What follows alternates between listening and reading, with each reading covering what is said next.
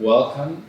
You are Anny Ruth from El Salvador, coffee farmer, and we've recently started roasting and selling your coffee. Can you tell me a bit about yourself?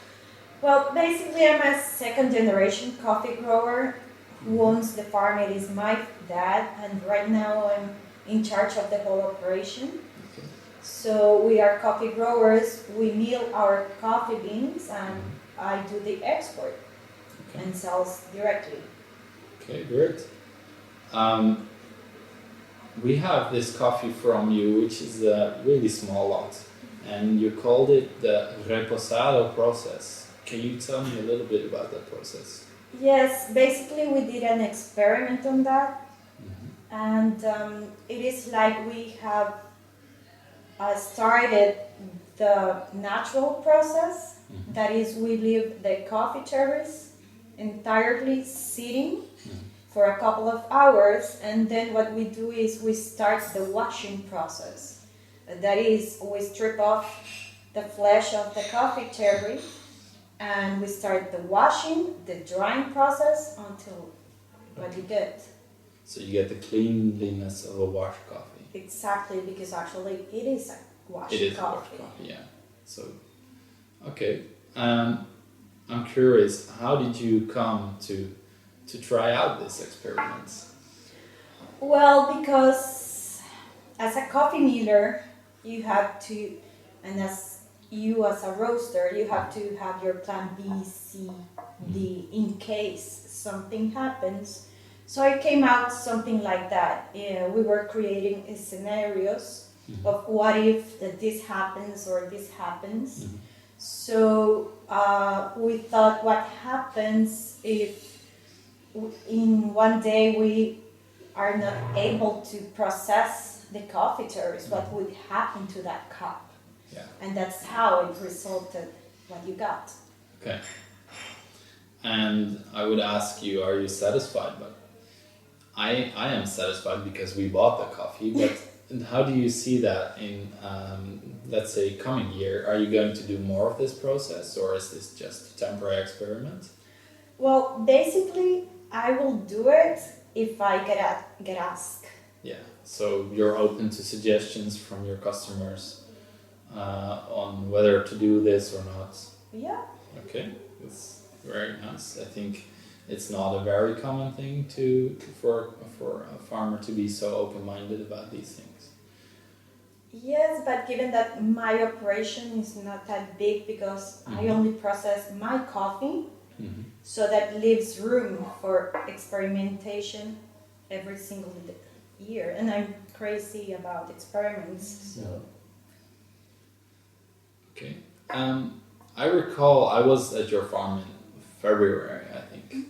And when I walked over the patios and the mill, I noticed there were a lot of different colors of coffee drying there. And you told me that here is the red honey and here's the golden honey. And I thought, okay, great, but I really didn't know what is a golden or a black or a red honey. Well, basically, the color itself, it's given by the amount of mucilage that's left on the parchment of the coffee beans. So the higher the content, the darker the color. Yeah.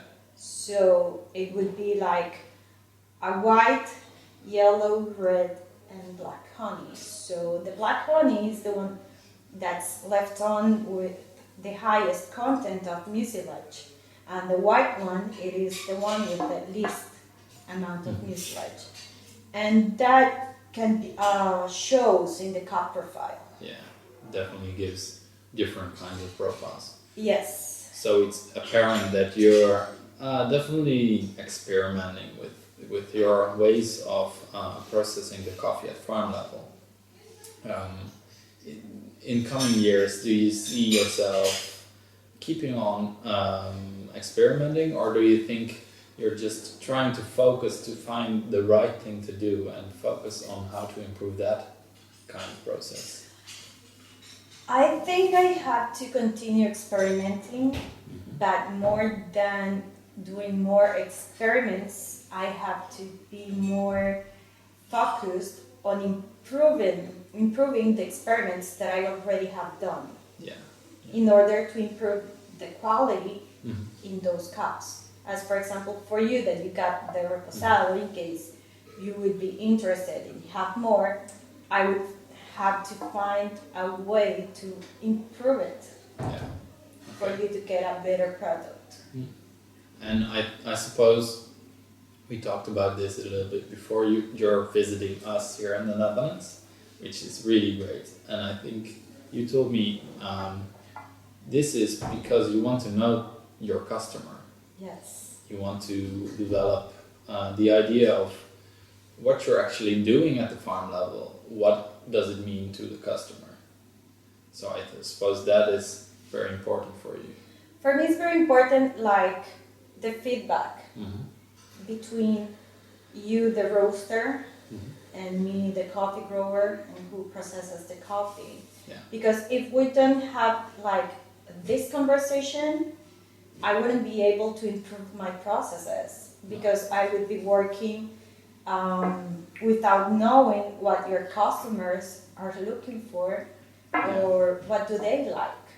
So this way you're getting much more focus on what's important for your customers and what can you improve to get them. Yeah, and actually, how can I help you to sell coffee? Yeah, that's great. That's great. I don't see a lot of farmers going anywhere near the end consumer, but really trying to connect. I think that's really admirable to see. And at the end, coffee is more about connections. It is.